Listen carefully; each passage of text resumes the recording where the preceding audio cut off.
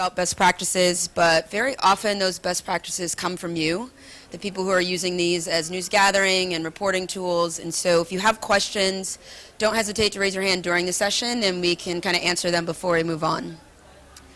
A little bit about myself before I keep going. I have been at Facebook for almost 3 years. Before this, I spent 6 years at the New York Times as a senior staff editor. I worked on the news desk, so I mainly covered and edited breaking and international news. Before that, I spent time at CNN.com and the Miami Herald, and each of those roles, a core part of my responsibility was training journalists, improving newsroom processes and workflows. It's definitely something I'm very, very passionate about in terms of as we adapt to new technology. So we're here today under the auspices of the Facebook Journalism Project. It's an initiative that we recently announced in January, and it kind of publicly signals our desire to collaborate more deeply with publishers and journalists. We've always been open to iterating on products based on feedback, but with this initiative, we're committing to go deeper and broader with that project. So I want to read this quote by Fiji Simo, who is the Director of Media Products at Facebook. And Fiji said, "We know that our community values sharing and discussing ideas and news. And as a part of our service, we care a great deal about making sure that a healthy news ecosystem and journalism can thrive." Now, as I said, I started at Facebook almost 3 years ago, and such an initiative would have made little sense back then. We sent a lot of referral traffic to publishers, but it was tiny compared to now. We had little video, we had no live video, we had no 360, no 360 live, no messenger bots, we didn't even have a messenger app. But a lot has changed, and as Fiji says, we take very seriously our role in having and developing a healthy news ecosystem. So there are 3 key pillars to the Facebook Journalism Project. The first, which I've somewhat touched on, is product collaboration. So we've begun a much deeper collaboration with news organizations across the spectrum, making sure that our product and engineering teams are being connected to publishers earlier in the alpha and beta process of products so that we can iterate on those products based on partner feedback from journalists. We're experimenting with a lot of new storytelling formats, so 360 live video, support for your business models around video by testing ad breaks and subscriptions, and doing things that can help you foster deeper connections with your readers and or viewers. We also are trying to explore whether there's something unique we can do in regional news, and we're hoping to have more progress there by the end of the year. What I focus on specifically and what this workshop will drill down on is training and tools for journalists. So I not only take your product feedback and tips about how the product should work to internal teams, but I try to streamline our training materials. I host sessions like this. I can come into your newsrooms and try to work with your news gatherers, reporters, and editors one-on-one. Today I'm going to walk you through what some of that looks like and some of the strategies and examples we've seen as we've built out some of our training materials. The third pillar we call Tools for Everyone, and we know that the power of Facebook is really giving people the ability to share the things they care about. But as part of that project, we want to make sure that we're empowering people to have more information about what they're sharing with their friends and family, and that we're really building informed communities on Facebook. So we've done this in a few forms. The first is a PSA campaign that you may have seen on top of Newsfeed that kind of walks regular people through some tips and strategies they can use to determine the trustworthiness of a source. We've partnered with third-party fact checkers who can look at stories that users have reported as untrustworthy or suspicious. The fact checkers can then upload evidence to rebut this, and it becomes flagged as disputed in Newsfeed. And the third one that we're really excited to be a part of, which recently launched, is the News Integrity Initiative. This is a global consortium of 25 partners who are really going to drill down on research and outreach campaigns to make sure that we're educating people on just being savvier and more informed news consumers. So before we get to today, I love looking at this photo. I want you to look at, this is the Facebook, oneword.com in 2004. And so look at what you can do. You can search for people at your school. You can find out who's in your classes. You could see who was friends with your friends. You could see a visualization of your social network.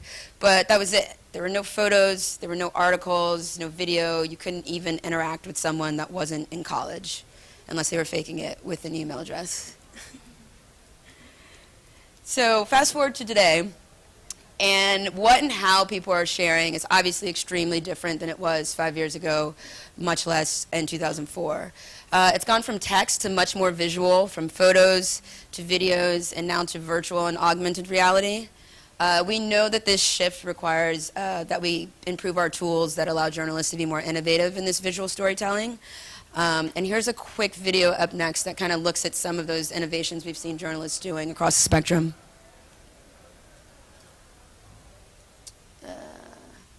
Volume.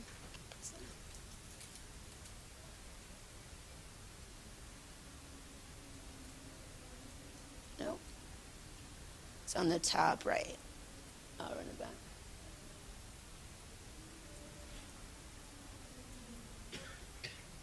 This video is even better with the volume on, I promise.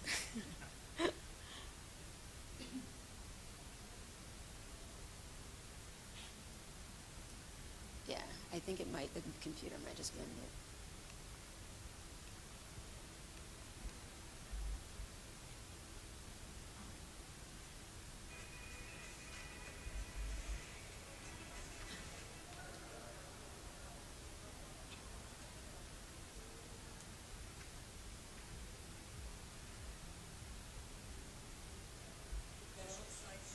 Close enough.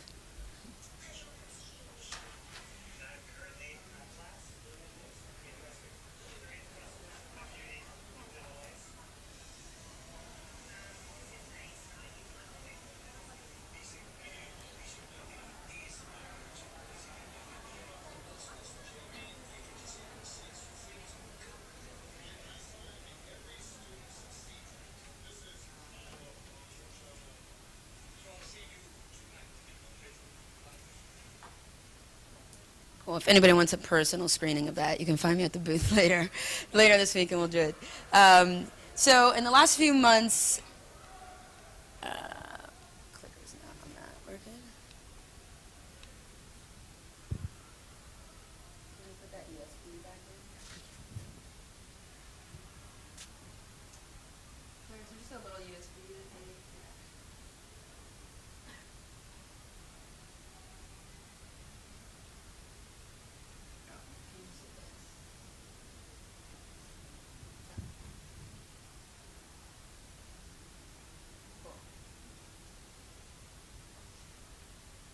So in the last few months, we've launched a training site for journalists, super easy, facebook.com/journalists. And we've been working to increase our offerings there. So we currently have 4 free e-learning courses, which are available in 10 languages, including Bahasa Indonesia.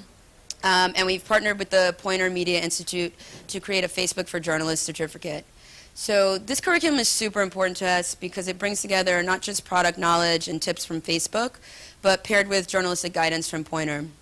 Right now, the certificate is only available in English, but anyone can take it, and it will be available in the 9 additional languages within the next few months. But the free courses, which are self-directed and only take about 20 minutes each, are available in 10 languages. In addition to the case studies, we have on the site, we have a safety guide that's tailored to media figures in particular, and video tutorials produced by our partners at First Draft. And our goal with the website and the curriculum and really all of our training is to give you all a one-stop shop of detailed guidelines, right? So not just on how the products work, but showing you what other journalists in your region, outside your region are trying. We also want to make sure these courses are really helpful to people at all levels in your newsroom. So if you have suggestions for courses you'd like to see us cover, again, just find me at the booth upstairs before end of day Thursday. So we know that Facebook has become a key platform for connecting people to the stories they care about. And this means that journalists have a growing opportunity to use our tools and products in every phase of the news gathering cycle. So from finding story ideas, discovering user-generated content that you want to turn into a story, telling that story through innovative formats or even straightforward formats such as notes, and then engaging with your followers, right? So building out a follower base for your personal brand and page and content. Facebook and Instagram are very effective platforms for you to do that, to find that valuable newsworthy content. This is kind of a high-level overview of how, when we're building products, these are kind of 3 critical phases that we're thinking about for media figures, and those are the ones we're going to walk through today. So discovering content, telling your story, and engaging with your followers.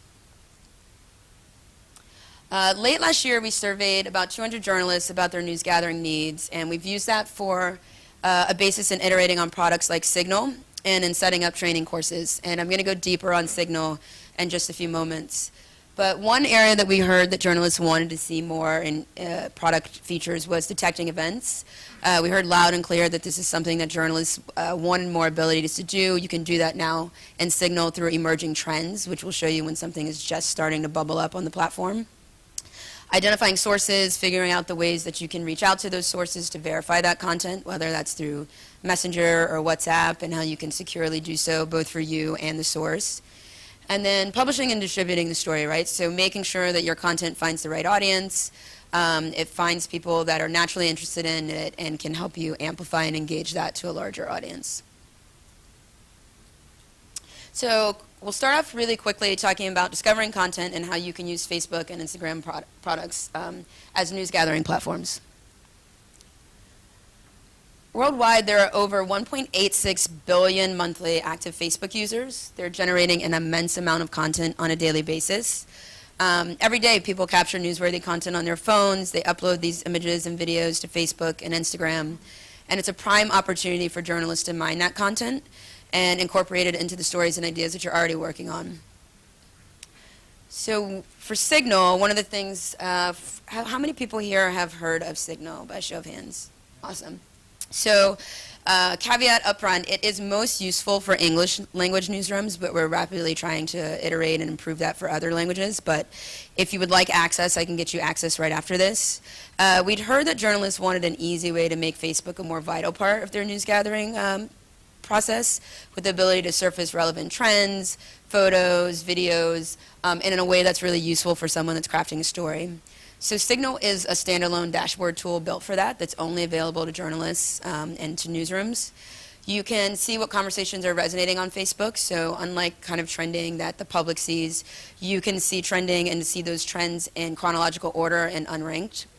They come in by category. If you only want, for example, to see the political trends or sports trends, you can really drill down by category of what you're interested in. Again, you can see the emerging trends, which the caveat there is that you will need to do a little more due diligence to verify that it's something that's kind of happening in the real world. Signal also has, and this is I think one of its most powerful search features right now for Instagram, you can search by location, by multiple hashtags, or even inside a list of accounts. And once you get the results back, you can filter by media type. So you could, for example, search only for Instagram videos tagged protests in Jakarta, Indonesia, from a list of accounts that you trust. So it can be a really useful way to find eyewitness footage from stories that you're covering. We also have these competitive leaderboards, which are great for beat reporters who want to keep tabs on a set genre of people. The leaderboards track public conversations across authors, journalists, sports figures, politicians, and you can just see what they're saying in real time and see how people are interacting with that content. The last thing is you can curate kind of content and data. If any of you use Storyfy, we have similar. You can create a custom collection, and then you can seamlessly integrate that with your newsroom's content management system or with a broadcast package. Hey. Can it also monitor content for within No, this is for public content by either pages or users who have chosen to post publicly. But yeah, it respects all privacy settings. Cool. And then CrowdTangle. Quick show of hands if you've heard of CrowdTangle. Nice. She stands alone. So CrowdTangle is one that we're really excited about. It's a company we acquired a few months ago. And it's amazing at 2 really distinct things. The first, it's a fantastic way to learn about how your content is performing, and that's not Facebook specific. CrowdTangle will show you how your content is performing across Facebook, Instagram, Twitter, and Reddit. It can help you benchmark. You can see who else shared it. You can track comparable publishers. two big use cases we see are newsrooms that are using it internally to kind of motivate their reporters and their editors and to see how they're performing within the organization. And then regional publishers using it a lot to kind of benchmark themselves against their local competitors. It's also a really great news gathering tool. It lets you search by geography for posts that are starting to go viral.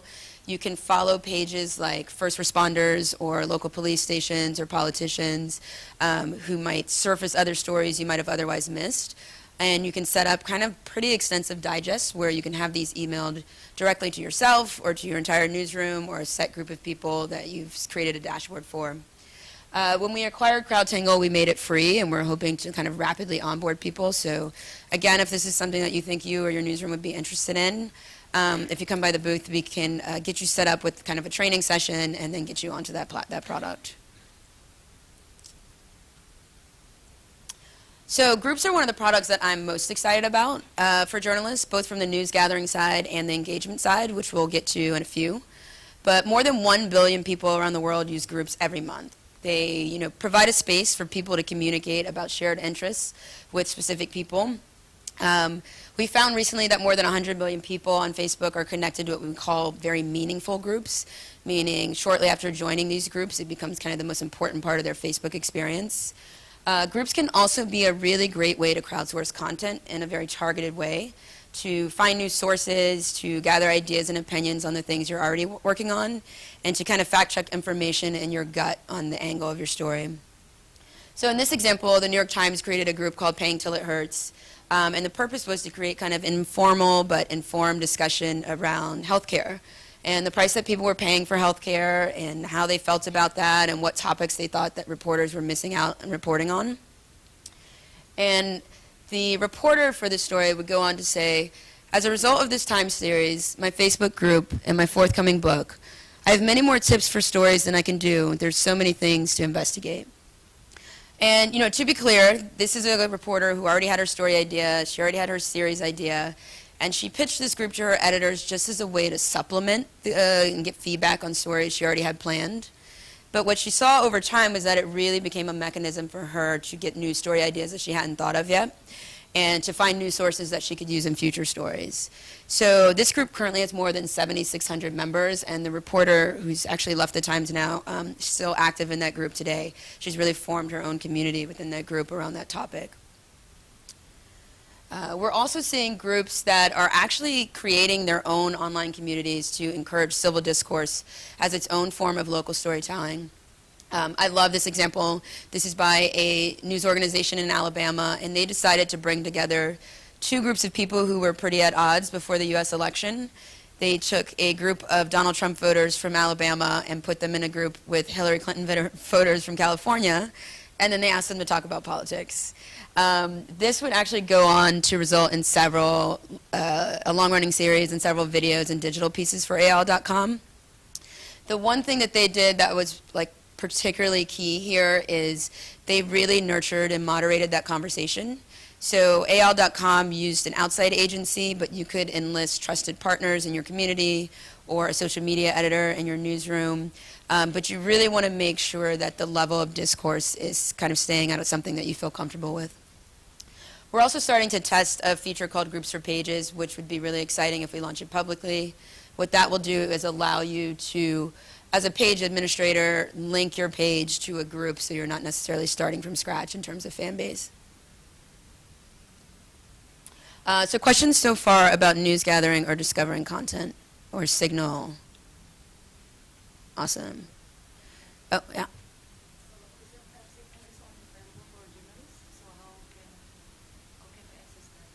Sure. Are you, what, sorry, the question was whether it's only available for journalists. For non-journalists? So that's something, you can email me after the session, and I can definitely jot you down and check with our product team on when they plan to scale that out. Yeah, for now, we're focusing mainly on publishers and newsroom-based journalists. Cool. So we're going to jump into specific strategies and experiments you might try in telling your story, but I want to stress there is no secret sauce to success on Facebook. What works for one publisher's audience may not work for another's, so it's really important whether you're running a publisher page or your individual journalist page that you're tracking your insights and seeing what's resonating with your audience.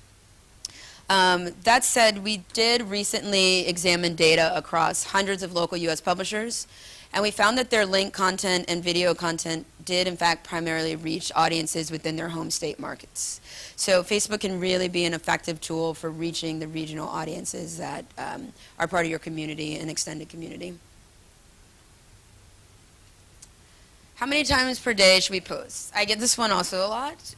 Again, there's no hard and fast rule here, but based on that data, we saw some very successful regional U.S. publishers posting roughly between 25 and 40 times per day, per publisher page. Yeah.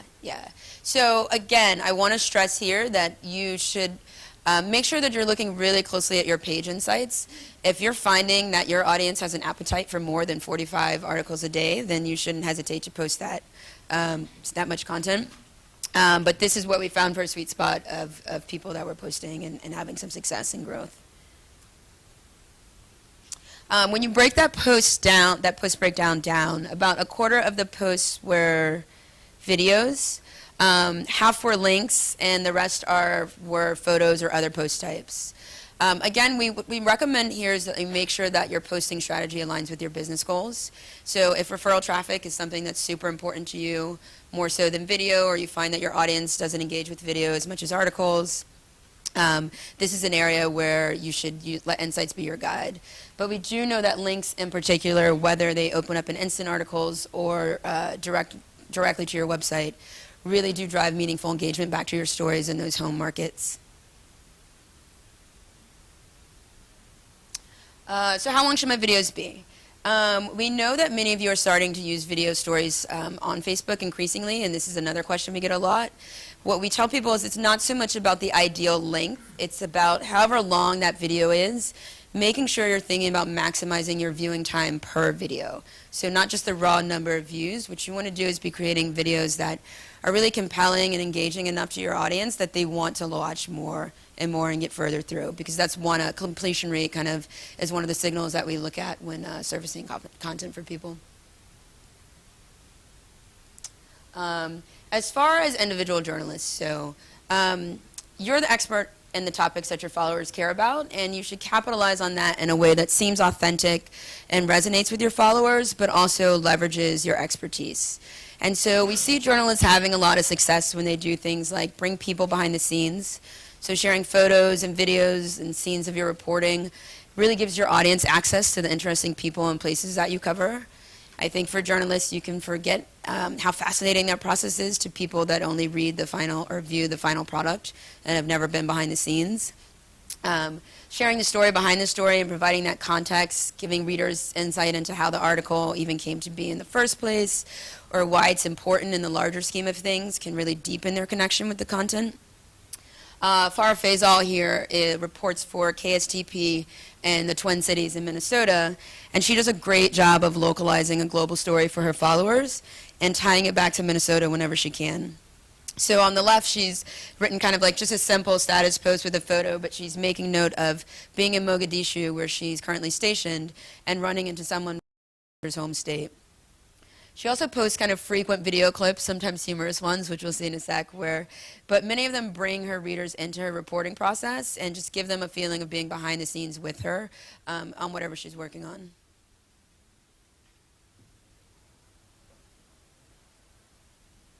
It's another volume issue, but she's telling people here how she's in this desert, ready to carry this, cover this story, and then boom, they got a flat tire. And she goes into how it's not as glamorous as it looks, but you can tell this is something like she had planned to go live and had a hit, and she just kind of rolled with the punches, and it felt really authentic and personable to the audience that was watching it. That tie between someone in Minnesota that's kind of connecting to a reporter that they know and trust, that's halfway around the world, is really a good way to kind of deepen your audience's connection with your content. So some general best practices to consider when developing your Facebook strategy and actually crafting the posts that you're writing. We touched on this before. There's no magic number, but whatever cadence you decide, consistency really is key. every time you post, you increase the opportunities for your followers to see that post in newsfeed and engage with your stories in newsfeed, and therefore you send a signal to newsfeed about the relationship between you and that person. So going dark for a few weeks and then kind of resurrecting when you have a big project can be kind of counteractive or countereffective to what your goals are there. Engage your artists by posting a mix of content types. Reporter Scott Harbaugh is excellent at this. In the course of a week, he will share everything from a video related to his beat to a photo from his personal life to a status update speaking directly to his followers. So from posting frequency to post format, whether that's photos, videos, links, the more you know about your specific audience and what they're engaging with, the better equipped you're going to be to deliver meaningful news to them. But above all, as a journalist, you need to be timely, relevant, conversational, and really authentic to who you are. This may vary if you're publishing to your newsroom's page, but when you're on your personal page or profile, readers really, really appreciate that kind of authentic voice of who you are as a journalist. So in terms of actually writing them when dealing with link shares or video, dealing with the caption I mean here, avoiding clickbait is really key. People have told us again and again that headlines with clear, accurate headlines are the ones that resonate the most. When the headline of a story includes kind of misleading information, people think it's disingenuous and spammy. So instead of relying on kind of like a misleading or teaser headline, what you want to do is share an article with a straightforward headline, but use kind of that caption field to touch on why the reader should be or viewer should be connected to this story. What can you say that will make that story find its best audience and make it meaningful to them?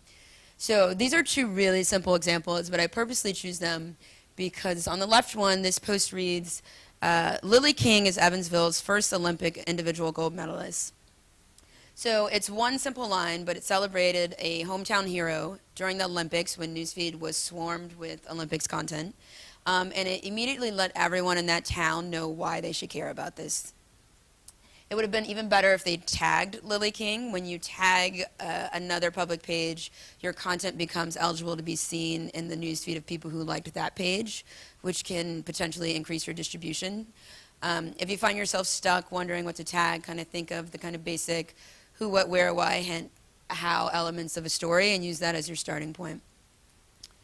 On the right, this reporter, Kira Charlin, had been following the story of an injured deputy for months and long enough for her to become really savvy and aware of what hashtags the community was using to coalesce around the topic. You can see there she's got a very simple video, but she used the hashtags which served two purposes. It added her content to the ongoing conversation on Facebook that readers were having.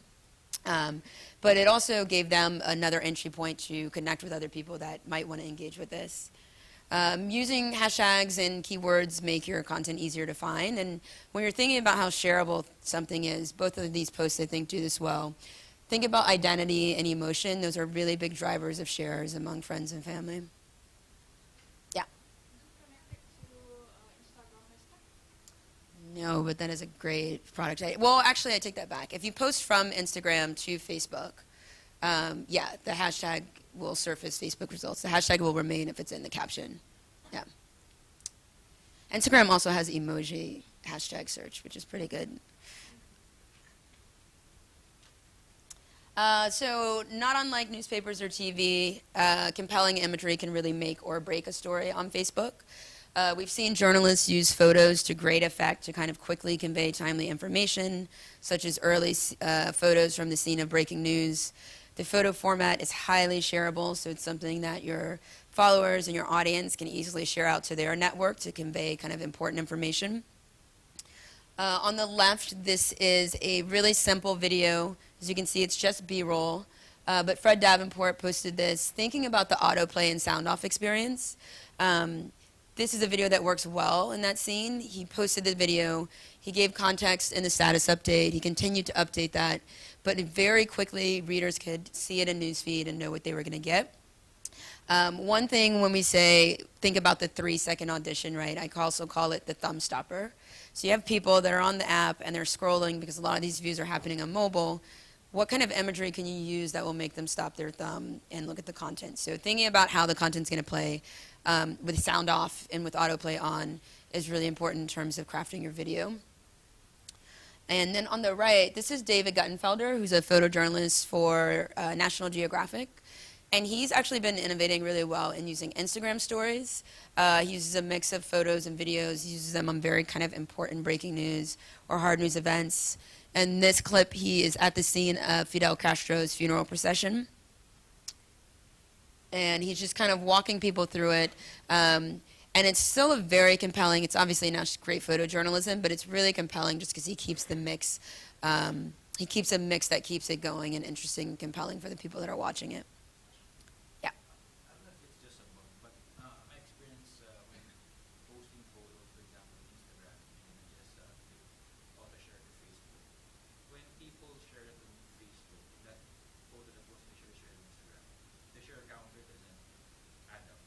Whereas if I share it, the photo, if I upload the photo directly to Instagram, so is it advisable to just So, sorry, let me make sure I understand. So when they post on Facebook a link to the Instagram photo, if I share, if I upload the photo initially to Instagram, Mhm. and I just use the share button on Instagram, also with Facebook, sure. when people share that photo, the share counter doesn't add up. It doesn't actually register the number of shares by people on Facebook.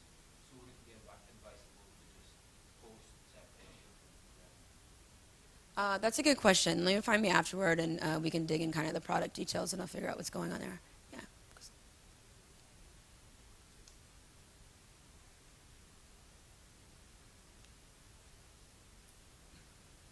Go back.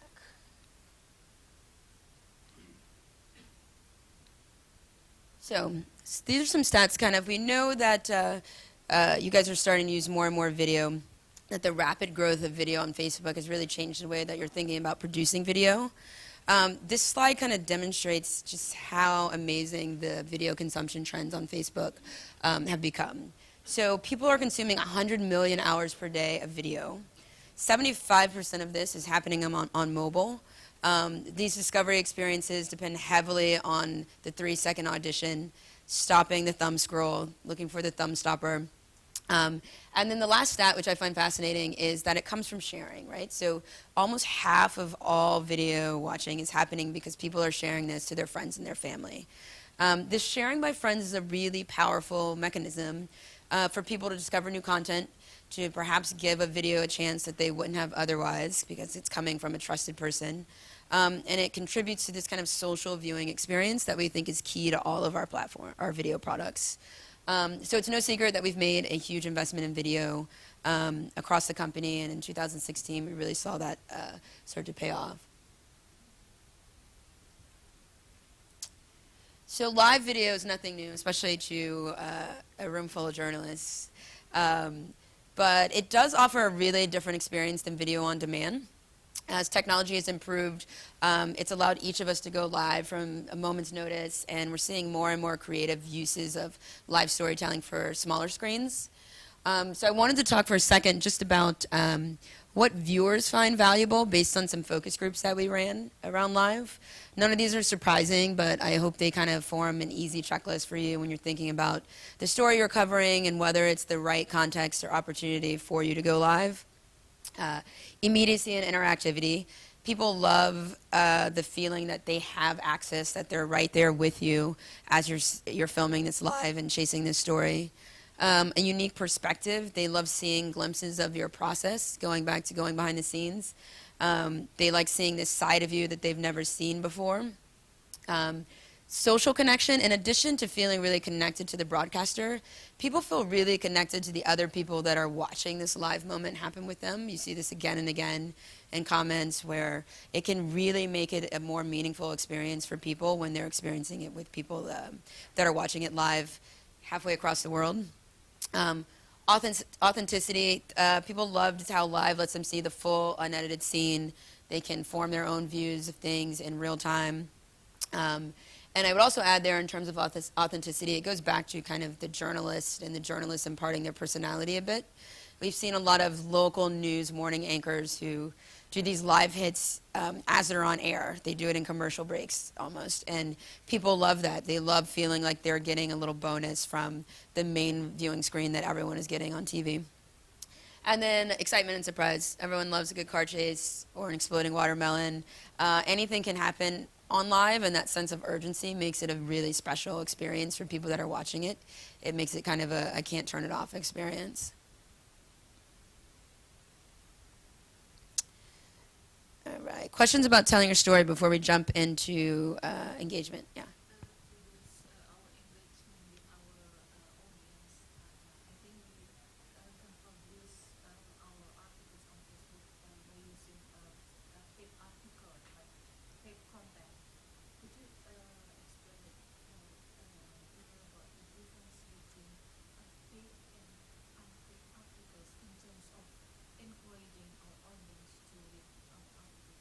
Sure, yeah. So we should go deeper after this. At a high level, yes, if you're a page or publisher, you have the option to boost certain posts, which, that depends kind of on if you have something that you might in particular want to highlight or get extra eyes on or target to a specific audience. But it really is going to vary based on what your strategy is, yeah. Hey.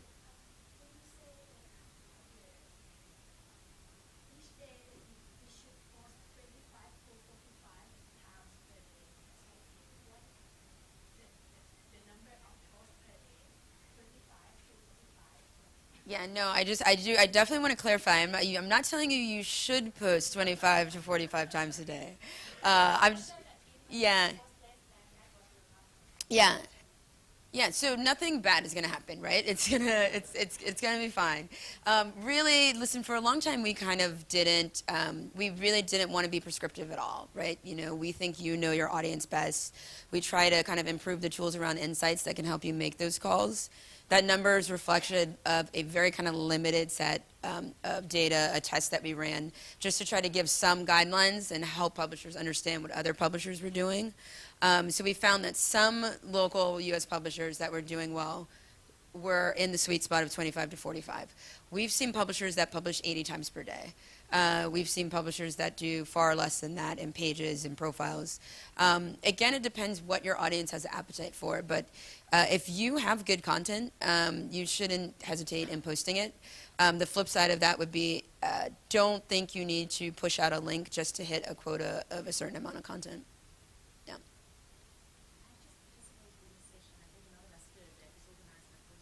Yeah, sure.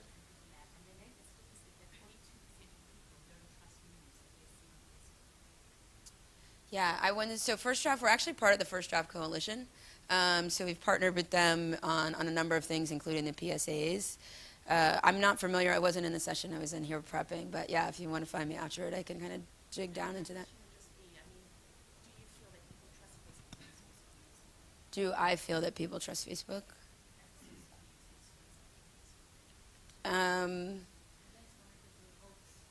Yeah, so if you want to talk, so if you're asking about false news, right? This is something we've been working on a long time that we're going to continue to do. False news is not something that we want on our platform, and we really feel that all of us, tech companies like ourselves and Google, media organizations, newsrooms, teachers, we all have this responsibility to kind of address it.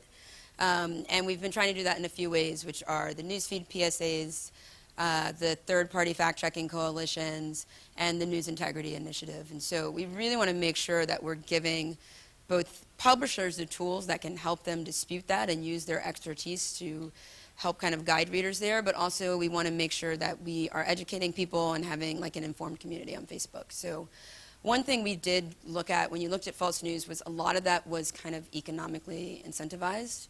Our developers are working really hard. If you've seen these, right? You click on a link, you go to a site that's almost completely ads, and that's an economic model that we think our developers will be able to disrupt. Could I go further on that? Sure. I'm Wari, Indonesia. Nice to meet you. Thank you. My pleasure too. False news, fake news, hate speech. Now, tech companies have this long document called the Terms of Service. And Facebook has an explicit Terms of Service. One being that Facebook terms Facebook's terms forbid content that is harmful, threatening, or which has potential to stir hatred and incite violence. My question is, one for public use, and the second is connected to journalism. How would you detect hate speech? And if you so detect hate speech, what cases of hate speech intrusion have you been able to detect? And how would you remove such hate speech? Sure. As well as fake news. And my second question is, going back to the terms of service, what parts of the terms of service have a direct connection for journalism work? Sure. So our community standards are really clear about violence and harassment and hate speech and all those things. And so my colleague Claire Waring is here from the policy team, and she can get into the nitty gritty with you of what people are doing. But we have a really robust operations team that when users, Facebook's a very user-driven platform, when users flag that content, this operations team looks at millions of pieces of content per week, and it's something we take really seriously in terms of getting that stuff off. In reference to journalists, I'm going to touch on it toward the end, but we do have certain kinds of like comment moderation features and tools that allow you not just to ban a page, right, because those people often pop up under a different account and try to troll you from there, but to kind of ban on your page. We allow you to set whatever policy you feel comfortable with on your page, and you can ban specific phrases so that journalists are not being harassed or trolled or kind of maligned on their pages in those ways. But Claire can give you kind of like some really deep details in terms of how the operations team is trying to scale what's a very serious issue. So detection first comes from people reporting to you that there is some hate speech content. Two ways, right? So we are a tech company and we're trying to scale, so artificial intelligence is one way that we're hoping that we can kind of programmatically start to recognize this content before it's even on the platform. And then we take very seriously things that users report. So one report by user is enough to get something kicked up to our operations team for review to find out if it violates our community standards. Yeah. Hi. First, this is maybe how I feel about share my journalist story in Facebook or any other social media. First, I think we cannot share our exclusive story for our mainstream media, right? Because we have obligation to write and or report to the mainstream media that I working for. Mm-hmm. So we cannot share the exclusive story with social media in public. Yeah. In public by social media. That's the first. So I used to, based on my experience, I used to share the story that I cannot write or I cannot report on my media.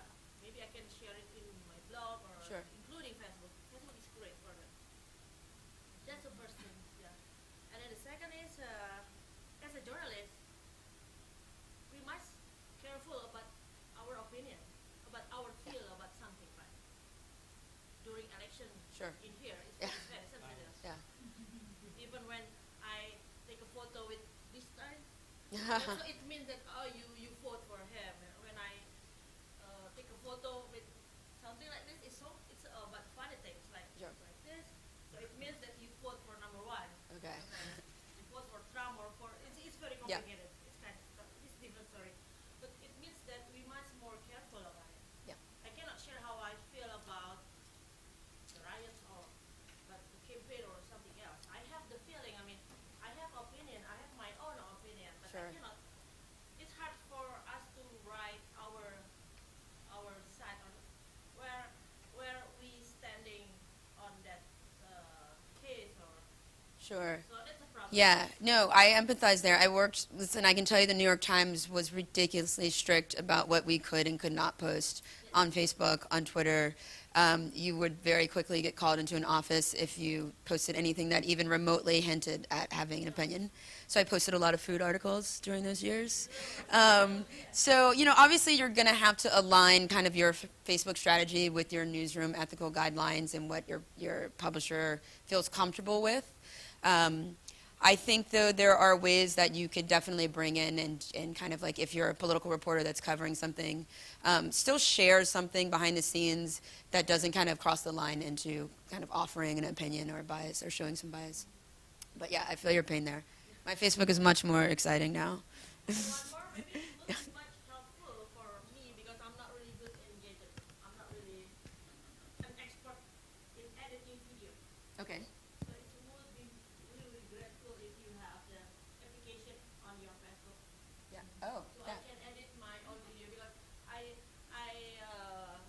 take a video like everything, but and then I cannot upload it everything, right? Yeah. I must make it more Yeah. decent or more. That's really good Yeah. feedback, yeah. So I need to edit it, but I cannot edit it because I'm not good in application and blah blah blah. Yeah, I mean, well, I cannot open my laptop every time I need because on travel. I would say use Live more. You know, like one of the really amazing things about Live is it was built as a consumer product that we quickly saw journalists adopt. But one of the things that's amazing about Live is that it's raw. It's not, viewers don't expect it to be this really highly produced kind of stand-up traditional thing. They like that it's kind of raw and it's just a reporter out there. And so you can maybe trim it a little afterwards, but don't feel that every time you go live or every time you broadcast to your followers that it needs to be kind of like a television station worthy production. We have like a lot of examples where, you know, the product was designed to be used like this, and that we had to add features later because we realized that it was a really great tool for journalists. So yeah, I think don't gate yourself out there. It's definitely something you can do.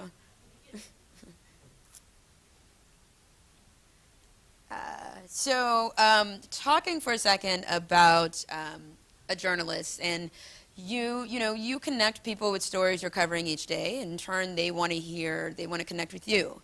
They want to engage more deeply, not just around the topic, but hearing your personal voice on the topic. So Dan Rather is a fantastic example, not just because he's such a renowned journalist, but he really embraced Facebook last year, which is more than a decade after he left CBS Evening News. He's likened his Facebook page to a virtual town hall. That's how it feels to him. He posts a variety of content from long status updates that go deep into his analysis or opinion on a topic, or even just a short link share that gives people some context around something that he didn't cover. In the past year alone, he's gone from 74,000 followers to more than 2 million. And some of his posts, long status posts, so if you don't believe that people will consume long content, check out Dan Rather's page. Some of those posts have gotten more than 20 million views, and most of those posts have a really active, robust comment section. And what Rather said recently is, among the things we like about Facebook is that it's a conversation. People talk to you, and it's not always complimentary. What's been built here is a community of people who indicated that they have some trust, that I will try to talk at least sanely about what's going on. He has a second page now that called News and Guts, where he also shares kind of posts and articles, and is continuing to build his presence. But the one key thread, I think, and this is why he's seen such great success through both those pages, is he has a style, he has a tone. He's obviously very authoritative as a journalist and in this space, but he talks to people in a really personable way. They don't feel like they're being broadcast to. They feel like they're having a conversation with an expert they know and trust. So circling back to groups, as I said, groups are also a really exciting product for engagement side. We saw Vox use this to really great effect when they created a group for Obamacare enrollees who wanted to know what would happen if the American Health Care Act was repealed. More than 1,000 people originally joined the group, and Sarah Cliff, who was a reporter on that, sought feedback from people about their stories and what topics they wanted to learn more about. And Cliff would say, we learned that a Facebook community can be an incredibly productive space for our readers to go through a shared experience together, and for us at Vox to interact with our audience in a completely new way. What's really awesome about this is after the group had been active for maybe 6 months, Cliff would actually go on to interview President Obama on Facebook Live with an audience that was partly selected from people that had been active in the group. So even without a large project that's specifically driven by groups, I often tell journalists to think about finding a topical group where you can seed your content. There is a group for almost everything you can think of on Facebook. So if you cover a niche science beat, it's worth trying to find a group that's dedicated to that, introducing yourself, sharing your content. These are people that have already shown you that they're interested in the topic and maybe more likely to organically amplify that through their network.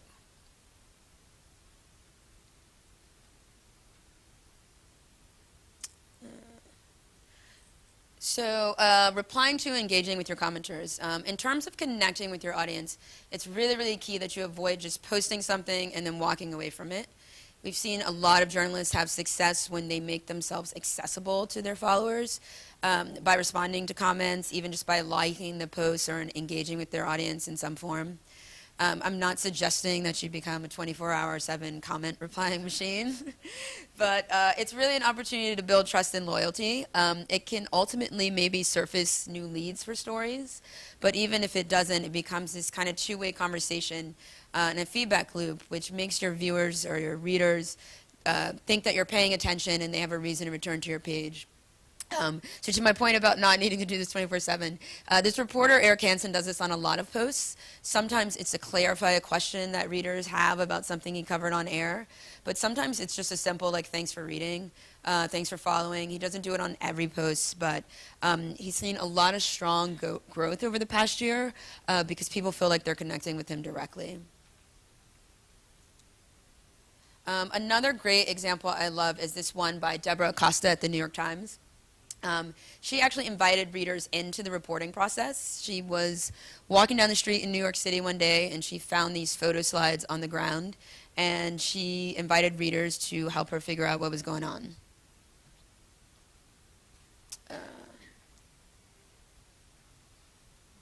Yeah, we really need this. That's unfortunate. Deb Acosta, yeah, Deborah Acosta at the New York Times. So what she's saying, I've watched this enough times I can almost subtitle for you. She's saying that she invited people on Facebook. She's walking, she finds these Kodachrome. There you go. Yeah.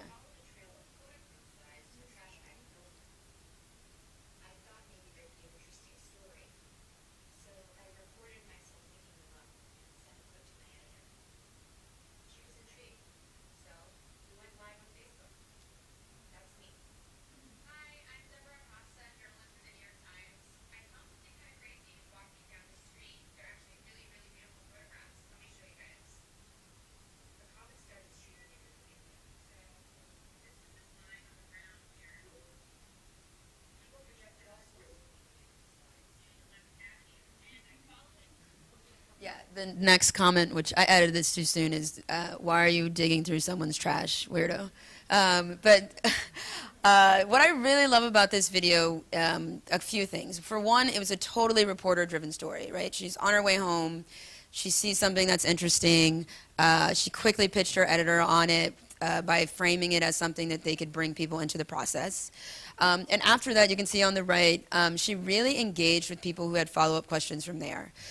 You can see the publisher page where the New York Times is engaging and replying, but Deb was really steadfast about coming back to this over the next few weeks so that the people that had helped her discover this story could feel like they had access to her. Yeah. This story. You don't find in this story journalism. Yeah. So this would be this is a local Metro story. It was a pretty popular video for the New York Times. It was kind of something that they considered a mystery. I won't tell you the ending, but if you go to Pointer, they did a write-up on this story because they found it such an interactive experience. I would call this journalism, yes. Yeah.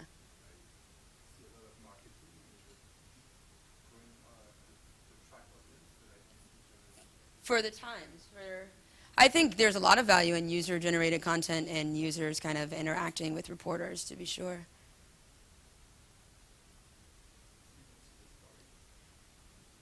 It was not published in print. Yes, it's hard, very difficult to publish a video in print.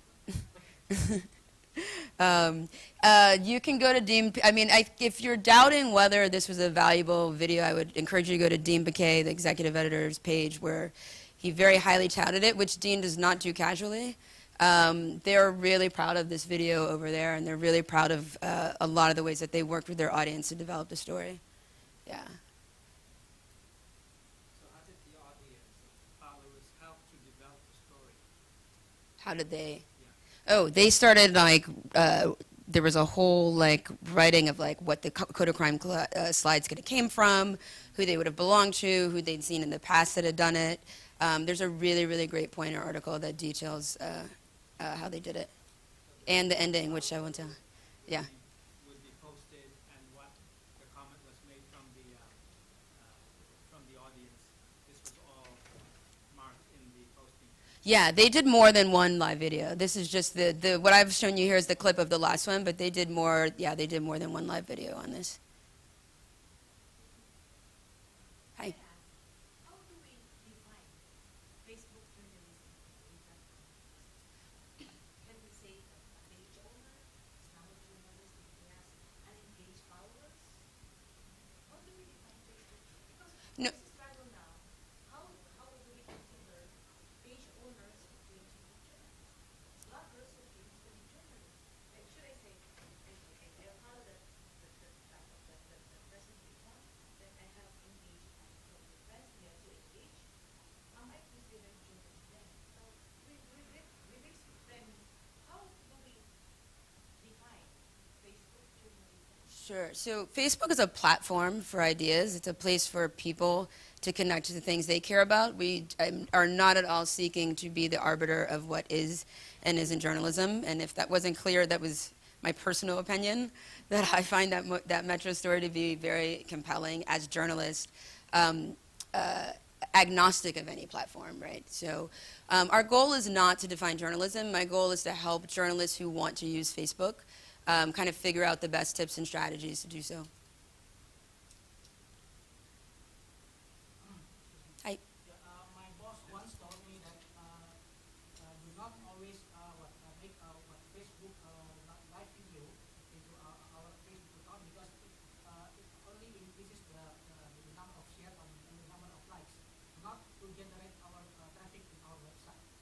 I don't know whether Facebook has a mechanism or is thinking about when we doing Facebook live or video live, it's not only boosting up the number of shares or number of likes, but also boosting up the number of our traffic our platform. Sure. Because my boss doesn't see that at the moment, so he told me not to always producing what very very good video of Yeah, for sure. So I would agree with your boss going back to the earlier slide. If your primary business goal is referral traffic, then you should focus more heavily on links and link shares because that's going to drive people back to your website.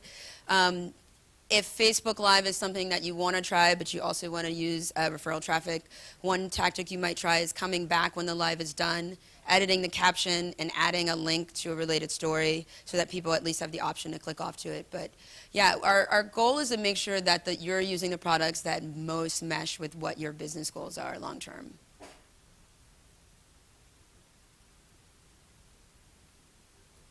Cool. So a couple more quick hits in terms of how you can build your presence here. I was actually, author tags I usually say is one of my favorite products that's underused, but I saw that UNESCO uses them, Mehdi, on their page. So author tags are this thing here. It's a really simple implementation. You add one line of code to your website, and you can connect the bylines from people in your newsroom to their Facebook profiles or pages. And the way it works there is a reader will click on an article in Newsfeed, and when she returns the Newsfeed, she would see a prompt such as "see more from this reporter," and it's hyperlinked to their page. So that can be a good way to connect with people directly in Newsfeed. It subscribes those followers to new updates. Mentions for verified public figures, and this kind of gets at your question about privacy. Mentions is a great standalone app if you're a verified media public figure. It was created to let public figures kind of talk easily to their fans and to each other. But one additional benefit we've seen is that if you're a journalist who's a little nervous that you might be posting to the wrong privacy settings, you can use the Mentions app, and anytime you post from Mentions, you know that you're going publicly, you're posting publicly to everyone on the platform, and then you can continue to use your own app, the Facebook app that is just your friends and family. So it reduces a lot of the friction around if you're worried about switching your privacy settings. The last question we get a lot is page versus profile. Does everyone know the difference here between page and profile? Yeah, cool. No? Yep, no worries. A page is public. It's for organizations, for brands. Everything that's posted to that page is publicly available to people on Facebook. This is a quick chart that gives the overview. A profile is your normal thing that we all use to join Facebook. However, you can turn follow on your profile. So, for example, Mark Zuckerberg is on a profile, but he has follow turned on, so people that are not his friends can still see his public updates. So we get the question a lot about which is better. Again, it depends on what your strategy is. If you are primarily a news gatherer, someone that reaches out to sources, you would probably want to be on a profile because you can't message from a page. You can't initiate a conversation. You can only reply to people that have messaged the page. However, if kind of deep insights and metrics are really important to you, then you should be on a page, although we're rapidly trying to bring more of those metrics over to profiles. And again, I'm happy to share this chart if you want, if you manage people in your newsroom who kind of frequently ask this question about which of these they should be using. Yeah. Is there an advantage for the blue check mark versus ordinary? Nope. Yeah, no, I think there's a lot of discrepancy in people thinking there is. The blue check mark is really only for accounts that are facing someone trying to impersonate them. So the verification team has a pretty rigorous process to evaluate that. But if you are concerned that someone is trying to impersonate your page, you can find me afterward and I can figure out how to file that for you. But in terms of actual performance on the platform, there's no difference. So quickly, Facebook.com/journalist has a much more detailed safety guide, but I did want to hit on it at a high level in terms of some of the basic things that we encourage all journalists to do. The first one is pretty obvious, that the password should be different across all the applications and devices and compared to other sites that you're using, so you can kind of avoid collateral damage if your password for one site is discovered.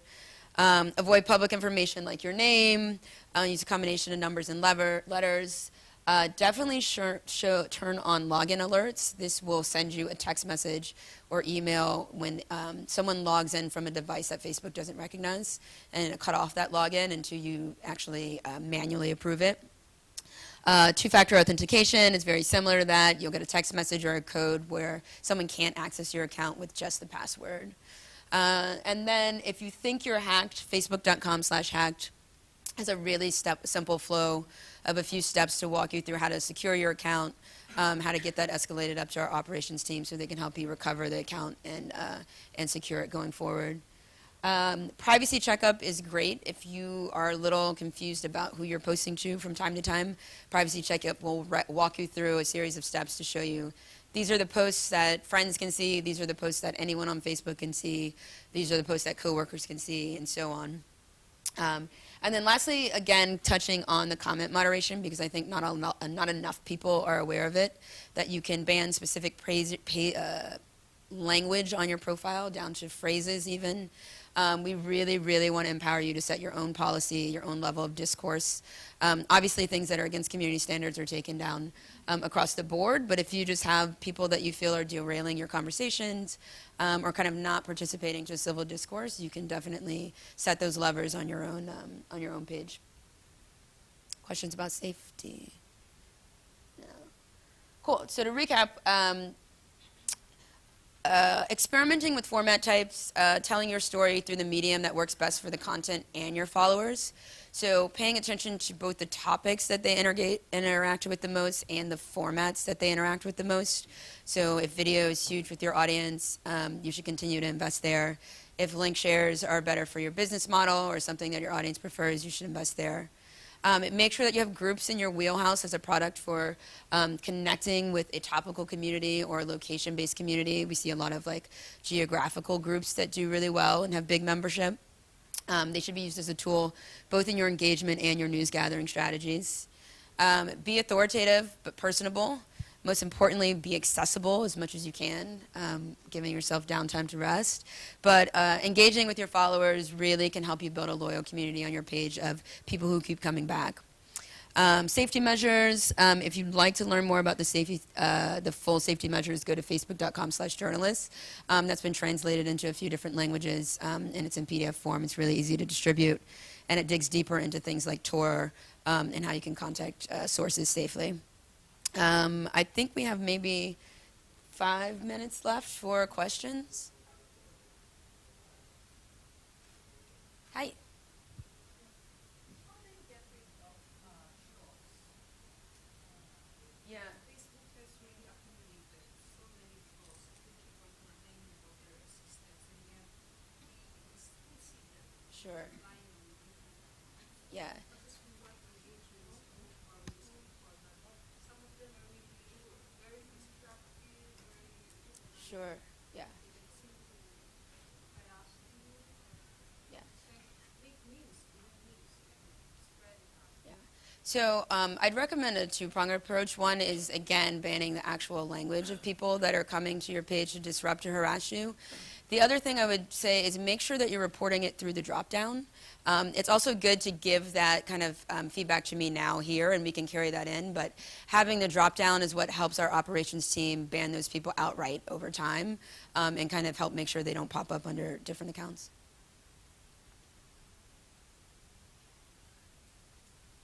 Cool. So I am here at the Facebook Live booth all week. If you come up with, I'll be here till the end of day Thursday. If you have any additional questions, if you have more kind of one-to-one strategy questions about what might work best for your page or your organization, please come find me. And thanks you guys for coming today.